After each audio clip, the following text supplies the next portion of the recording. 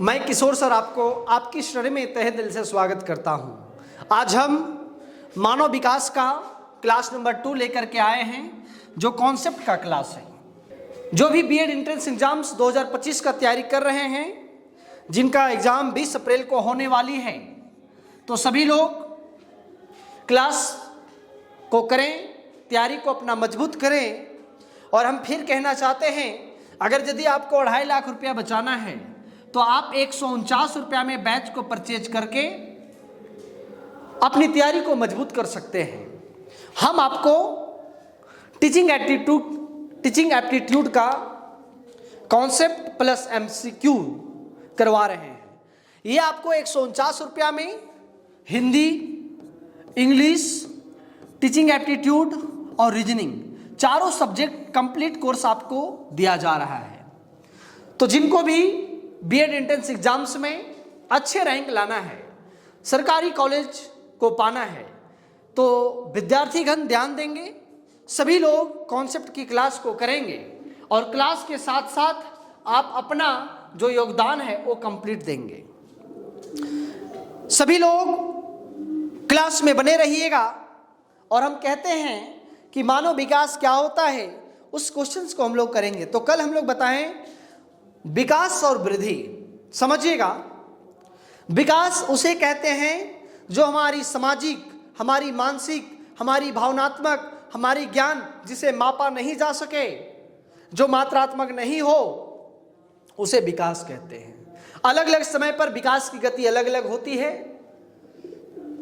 लेकिन वृद्धि जो हमारी शारीरिक बनावट में वृद्धि हो, जैसे हमारी वजन, हमारा ऊंचाई, हमारा लंबाई, जिसको हम माप सकते हैं, जिसको हम तौल सकते हैं, जो मात्रात्मक है, उसे हम क्या कह सकते हैं, वृद्धि कर सकते हैं। आज उसी को कॉन्सेप्ट को आगे बढ़ाते हुए आज हम लोग क्लास नंबर 2 को कर रहे हैं। तो सभी लोग ध्यान दीजिएगा, क्लास 2 क्या कहता है, एकदम समय समय पर ध्यान दीजिएगा क्या बोलता है। आज हम पढ़ रहे हैं विकास की चरण। क्या पढ़ रहे हैं मेरे साथी? विकास की चरण। समझिएगा, विकास की चरण क्या होता है। मतलब अगर शेषावस्था हो, किशोरावस्था हो, युवावस्था हो, प्रौढ़ावस्था हो, तो विकास किस गति से, किस चरण में कैसे होगा, वो बताया गया है। सभी लोग समझिएगा। बोला गया है विकास एक सतत प्रक्रिया है। सही बात है, विकास चलने वाली प्रक्रिया है, मतलब सतत प्रक्रिया है जो जीवन भर जारी रहती है। सही बात है, विकास क्या होती है, जीवन भर जारी रहती है, अर्थात जीवन भर चलती है। और यह विभिन्न आयु के चरणों में विभिन्न तरीके से प्रकट होता है। इन चरणों को पहचानना और समझना यह जानने की मदद करता है कि प्रत्येक उम्र में व्यक्ति की शारीरिक, संज्ञानात्मक, भावनात्मक और सामाजिक बदलाव कैसे होता है। बोला गया है, इसको हम कैसे समझ सकते हैं। चरण में मतलब वो किस अवस्था में कैसे विकास हो रहा है। पहले हमारा सोच किस प्रकार से था, हमारी भाव किस प्रकार से थी, हमारे ज्ञान का अभाव किस प्रकार से था, हमारी सामाजिक जो रुतबा है वो किस प्रकार से था, वो अलग अलग चरण में उम्र के अनुसार से मिलता है। ठीक है, आगे हम बात कर रहे हैं। तो हम लोग जानते हैं कि अगर आदमी की अवस्था की बात करते हैं तो सबसे पहला अवस्था होता है शेषावस्था, जो जन्म से शुरुआत होता है और 2 वर्षों तक चलती है। जन्म से शुरुआत होता है और 2 वर्षों तक चलती है। उस समय बच्चा क्या करता है, हाथ पैर मारना शुरू करता है, हाथ पैर मारता है, चलना शुरू करता है। कुछ कुछ अपने उच्चारण को क्या करेगा, बोलेगा, या, मा, दा, खा, पा। समझ में आ रहा है ना, छोटी छोटी वर्डों को बोलना शुरू करेगा। तो वो है विकास की गति, समझते हैं हम लोग। तो शेषावस्था क्या है, जन्म से लेकर के 2 साल की अवस्था तक जिसको होता है वो शेषावस्था होता है। शारीरिक विकास, इस अवस्था में शरीर में त्वरित वृद्धि होती है। मतलब कि हमारी शरीर जो है काफी ऊंचाई में क्या होगा, वृद्धि होगी। जैसे कि ऊंचाई और वजन में बदलाव। नवजात शिशु लगभग 20 घंटे सोते हैं और भूख लगने पर वो रोते हैं, यही लक्षण है। 20 घंटा सोते हैं और भूख लगने पर वो रोते हैं। ये क्या है, शेषावस्था की बात कर रहा है। किसकी बात कर रहा है, शेषावस्था की बात कर रहा है। जब बच्चा क्या हो, वो गर्भ, मां के गर्भ से बाहर आया हो, ठीक है, उसमें उसकी लंबाई में वृद्धि होती है। संज्ञानात्मक विकास, हाँ, इस समय बच्चों में संज्ञानात्मक विकास होती है। शिशु में आत्म जागरूकता की शुरुआत होती है और वे पर्यावरण के प्रति जिज्ञासु होते हैं। वे प्रावर्तक क्रियाओं से लक्ष्योन्मुख व्यवहार की ओर बढ़ते हैं। जैसे जैसे बच्चों को आप करेंगे, जैसे आप बच्चों को नाच के दिखा रहे हैं तो बच्चा नाचने लगेगा, बच्चों के सामने हंस रहे हैं तो बच्चा हंसने लगेगा, बच्चों के सामने रो रहे हैं तो बच्चा रोने लगेगा। अर्थात उसकी संज्ञानात्मक विकास जो है उस समय होता है। ये समझ में आ गया। शेषावस्था जो है जन्म से 2 साल तक चलती है। इस समय बच्चा 20 घंटा रोता है और 20 घंटा सोता है, बाकी बात समय रोता है खाने के लिए। भूख लगता है तो रोने लगता है, बोलता नहीं है। समझ में आ गया बातें। चले आगे हम बात कर रहे हैं। जब शेषावस्था होता है तो भावनात्मक विकास किस प्रकार से होता है। जब शेषावस्था होता है तो भावनात्मक विकास किस प्रकार से होता है उसको समझना है। देखिए, शेषावस्था में विकास इस समय बच्चे अपने देखभाल करने वाले से भावनात्मक संतुष्टि की इच्छा रखते हैं और आत्म आश्वंस का प्रदर्शन करते हैं। उनका ध्यान अपनी तत्काल आवश्यकताओं को पूरा करने में केंद्रित होता है। मतलब हम बता रहे हैं कि जो बच्चा शेषावस्था में होता है उसकी भावनात्मक विकास इस प्रकार से होता है कि जो बच्चा किसी को देखेगा तो लगेगा वो हमारे ओर आ रहा है, वो अपने ओर आकर्षित करेगा। उसकी जो मुस्कान है वो अपनी ओर क्या करेगा, आकर्षित करेगा। बात समझ में आ रहा है जी, यही करता है। तो हम बोल सकते हैं शिशु विकास का समग्र विकास होता है, शारीरिक विकास, संज्ञानात्मक विकास और भावनात्मक। तो जो शैशवावस्था में होता है उसमें संज्ञानात्मक विकास भी होता है और भावनात्मक विकास भी होता है। क्या होता है, संज्ञानात्मक विकास भी और भावनात्मक विकास भी। ये 2 इंपॉर्टेंट हैं। वृद्धि और मोटर कौशल जिज्ञासा को सीखना होता है। ठीक है, चले आगे हम बात कर सकते हैं। अगला अवस्था प्रारंभिक बाल्यावस्था। प्रारंभिक बाल्यावस्था मतलब कि 2 साल से लेकर के 6 साल तक होता है, जब बच्चा स्कूली शिक्षा को प्रारंभ करता है। जब बच्चा क्या करता है, स्कूली शिक्षा को प्रारंभ करता है, उस अवस्था को प्रारंभिक बाल्यावस्था कहते हैं।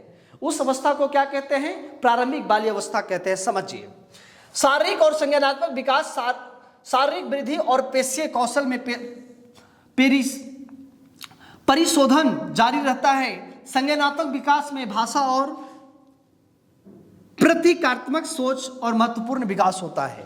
कहने का मतलब बता रहे हैं कि जब बच्चा बाल्यावस्था में होता है, प्राथमिक बाल्यावस्था में होता है, तो स्कूली शिक्षा की ओर बढ़ेगा। स्कूली शिक्षा की क्वेश्चन आता है कि बच्चा किस अवस्था में स्कूली शिक्षा की ओर बढ़ता है, तो प्रारंभिक बाल्यावस्था में बढ़ता है। किस में बढ़ता है, प्रारंभिक बाल्यावस्था में बढ़ता है। समझ गए। इस समय बच्चों में धीरे धीरे जो है अपने परिवार की कौशल जो है समझने लगता है। अपने परिवार का कौशल समझ करके स्कूली शिक्षा में क्या करता है, प्रवेश करता है। जी हाँ, आगे बात करते हैं। आगे हम बात करते हैं विकासात्मक परिणाम, है ना। क्या बात करते हैं, विकासात्मक परिणाम। बोलता है प्रतिमान, विकासात्मक परिवर्तन, संज्ञानात्मक कौशल। इसमें संज्ञानात्मक कौशल क्या हो सकता है, हमारी बुद्धि को विकास कैसे कर सकता है, तो समझिए।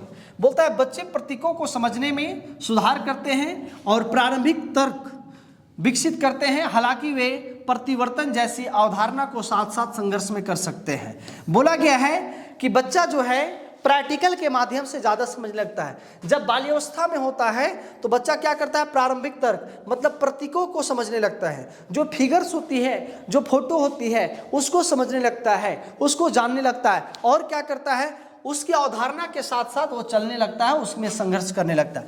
भाषा विकास, बच्चे वाक्य निर्माण और व्याकरणीकरण नियमों का उपयोग करने लगता है। बच्चा जो है जब बाल्यावस्था, प्रारंभिक बाल्यावस्था जब स्कूली शिक्षा में होता है तो अपने मुंह से क्या करेगा, अपने ध्वनि को निकालने लगेगा।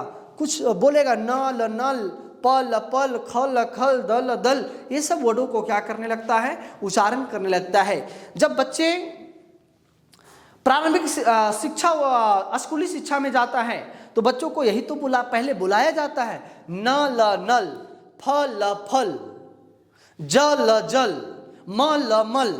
ये सब वर्डों को क्या करने लगता है, लोगों के पास बुलवाने लगता है। अर्थात वो सब क्या है, आपस में जुड़ा होता है। चले आगे हम बात करते हैं। अगली जो है इसी का भावनात्मक विकास है और बोलता है भावनात्मक विकास क्या होता है बाल्यावस्था में? इस समय भावनाएं अधिक स्पष्ट और तीव्र हो जाती है। सामाजिक विकास, बच्चों में साथियों के साथ संवाद और वृद्धि होते हैं और वे समूह गतिविधियों के साथ आनंद लेते हैं। जब बच्चा बाल्यावस्था में होता है तो क्या करता है, सबसे पहले उसकी भावना लगेगा कि हम कुछ नया जानें, जानने का इच्छा ज़्यादा होता है, जानने की इच्छा क्या होता है, ज़्यादा होता है, और साथियों के साथ ज़्यादा घूमने में मदद करता है, उदंड ज़्यादा करता है, उदंडी ज़्यादा करता है। बच्चा साथियों के साथ घूमने में क्या करता है, ज़्यादा महत्वपूर्ण योगदान देता है। समझ गए? तो प्रारंभिक बाल अवस्था में विकास की पहलू क्या है? एक भाषा की विकास होगी और एक भावनात्मक विकास होगी। भाषा के विकास में वाक्य का निर्माण होने लगेगा, व्याकरण का निर्माण करने लगेगा। संज्ञानात्मक विकास में क्या करेगा? प्रतीकों को समझने लगेगा, फोटो को समझने लगेगा। सामाजिक विकास में क्या होगा? साथियों के साथ संवाद करने लगेगा, साथियों के साथ जो है गतिविधियां करना शुरू कर देगा, साथियों के साथ जो है गतिविधियां करना शुरू कर देगा। कब? जब बच्चा रहेगा बाल्यावस्था में, तब। समझ गए? चले आगे हम बढ़ते हैं और अगला चीज है उत्तर बाल अवस्था। उत्तर बाल अवस्था 6 से 12 साल को कहते हैं। उत्तर बाल अवस्था किसको कहते हैं? 6 से 12 साल को कहते हैं। इस समय ये इंपॉर्टेंट बहुत हैं, इसको समझिएगा। उत्तर बाल अवस्था क्या होता है? सबसे पहले समझिए उत्तर बाल अवस्था तो 6 से 12 साल है, मतलब कि स्कूली शिक्षा को एकदम पूर्ण रूप से प्रारंभ। जैसे हम लोग 2 से 6 साल के तो जो आंगनबाड़ी समझते हैं ना, जब बच्चा खेलना कूदना सीखता है, लेकिन हम 6 से 12 साल मतलब वो स्कूली शिक्षा को अब उसे दिया जाना चाहिए। बोलता है शारीरिक और बौद्धिक विकास, शारीरिक विकास धीमा होता है, लेकिन बौद्धिक विकास, नैतिक और सामाजिक विकास की वृद्धि काफ़ी होती है। बोलता है कि शरीर की विकास थोड़ा तो धीमा होता है, लेकिन हमारी मानसिक विकास, हमारी बौद्धिक विकास, हमारी सामाजिक विकास काफ़ी तेजी से होती है। क्या होती है? काफ़ी तेजी से होती है। किस अवस्था में? उत्तर बाल अवस्था में। किस अवस्था में? तो उत्तर बाल अवस्था में। विकासात्मक प्रतिमान, आखिर क्या क्या विकास होता है, किस किस पॉइंट को विकास किया जाता है? सामाजिक कौशल, बच्चों में मित्रता का निर्माण होता है और वे नियमों का समझने और पालन करने में सक्षम होते हैं। इस अवस्था में क्या होता है? बच्चों में मित्रता होती है।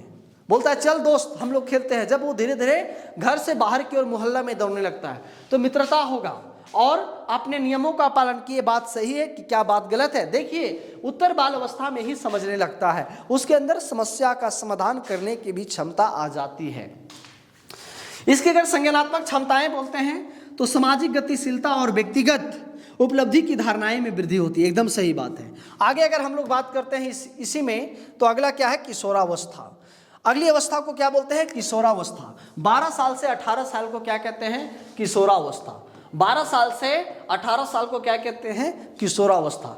किशोरावस्था में क्या है? देखिए यहाँ पे नेगेटिव बहुत आएगी, नेगेटिव बहुत आएगी। मतलब यहाँ पे क्या है, मेल और फीमेल की जो बॉडी है उनका विकास जो है अलग अलग तरीके से होगा। यहाँ पे लोग झगड़ा झंझट अधिक करेगा, यहाँ गुस्सेला अधिक होगा, मारपीट ज़्यादा करेगा, लोग परेशान ज़्यादा होगा। देखना आगे बढ़ते हैं। बोला गया है कि किशोरावस्था संक्रमण काल। ये संक्रमण काल मतलब ये जो है संक्रमण काल मतलब दुर्घटना की काल है। यहाँ पे लोगों को बच बच करके चलना पड़ता है। इसीलिए हम बोलते हैं कि 12 साल से 18 साल की अगर जवानी को बचा लिया था तुम जीवन को सफल मान लो कि सब तुम्हारा जीवन सफल हो, है ना।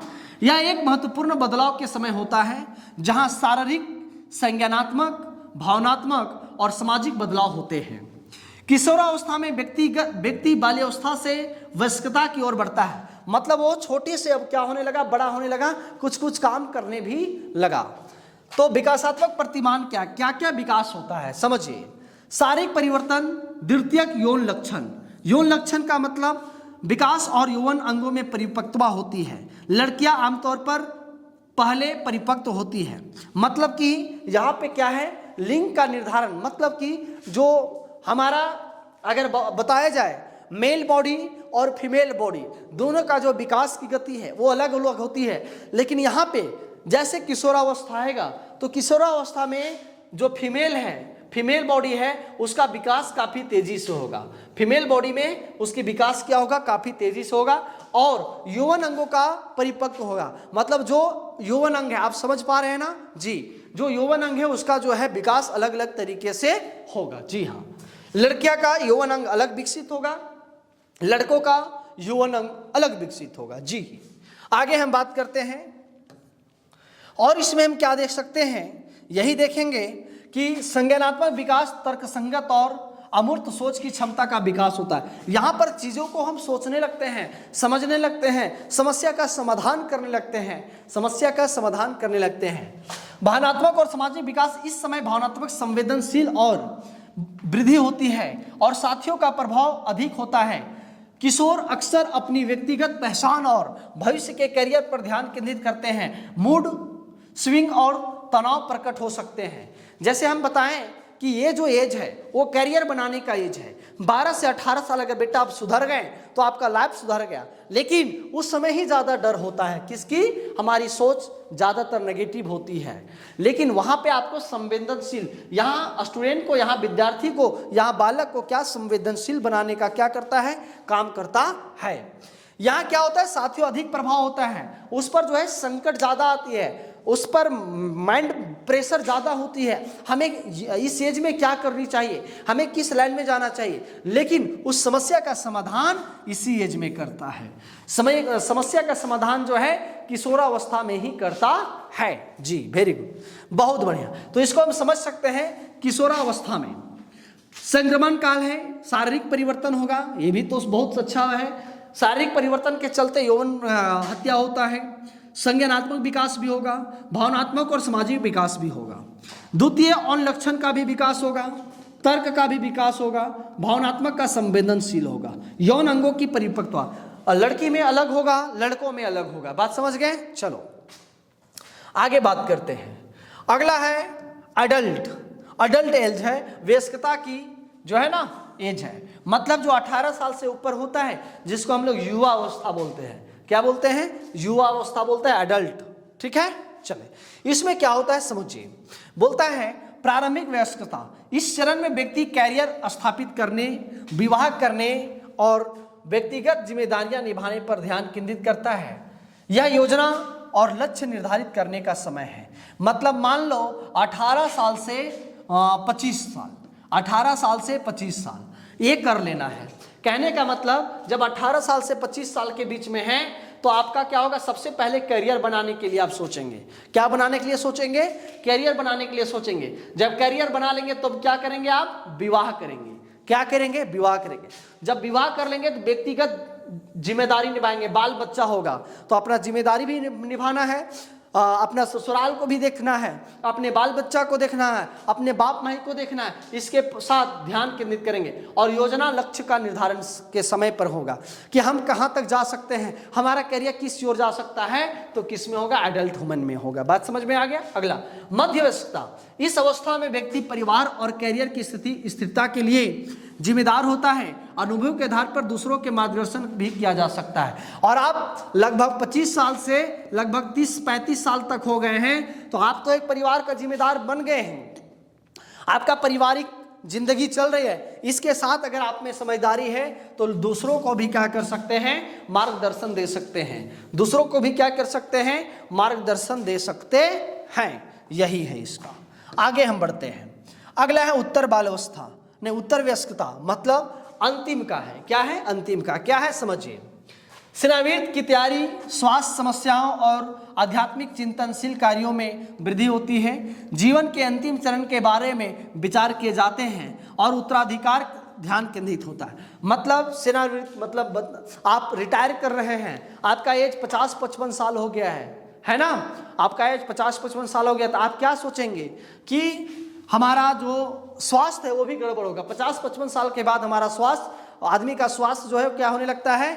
गड़बड़ होने लगता है। तो उसका भी समस्या का आपके पास समस्या आने लगेगी स्वास्थ्य से संबंधित। उसके बाद आध्यात्मिक चिंतन, अब हम क्या कर सकते हैं, अब हम अपने बच्चों के लिए कुछ नहीं कर सकते तो हमारा काम क्या है? जीवन का अंतिम चरण के बारे में विचार करके अब हमारा जीवन कैसे कटेगा, आप ये सब सोचने लगते हैं।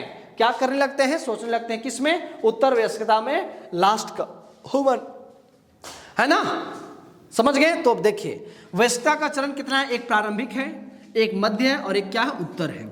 प्रारंभिक में सब लोग कैरियर बनाएगा, शादी करेगा, जिम्मेवारी आएगा। बात समझ में आ रहा है? ठीक है। मध्य में क्या करेगा? परिवार चलाएगा, लोगों को क्या करेगा? करियर, लोगों को थोड़ा सा मार्गदर्शन देगा। और अंतिम में क्या करेगा? तो अंतिम में क्या करेगा? वो जब रिटायर होने का संबंध में तो आप उसका ज़्यादा चिंतनशील होगा। बुखार उखार जो स्वास्थ्य से संबंधित है गतिविधियाँ है ना, अलग अलग तरीके से होगा जी। तो आप समझ गए होंगे, वेरी गुड। आगे हम बात करते हैं, लेकिन इसका निष्कर्ष क्या निकल के आया है पहले समझिए। निष्कर्ष यही निकल के आया है, विकास के ये विभिन्न चरण प्रत्येक व्यक्ति के जीवन में महत्वपूर्ण बदलाव का समय होते हैं। ये चरण शारीरिक, संज्ञानात्मक, भावनात्मक और सामाजिक विकास के विभिन्न पहलुओं के आकार देते हैं। इस चरणों को समझने से यह जानने की मदद मिलती है कि किसी भी उम्र में व्यक्ति की किस तरह से विकासात्मक जरूरत हो सकते हैं और उन्हें किस तरह की समर्थन दिया जा सकता है। बोलता है निष्कर्ष यही निकल के आया, हमें यह अवस्था इसलिए बताए, देखो अभी हम अवस्था बताए आपको, शेषो अवस्था है ना, कौन सा बताए, शेषो अवस्था।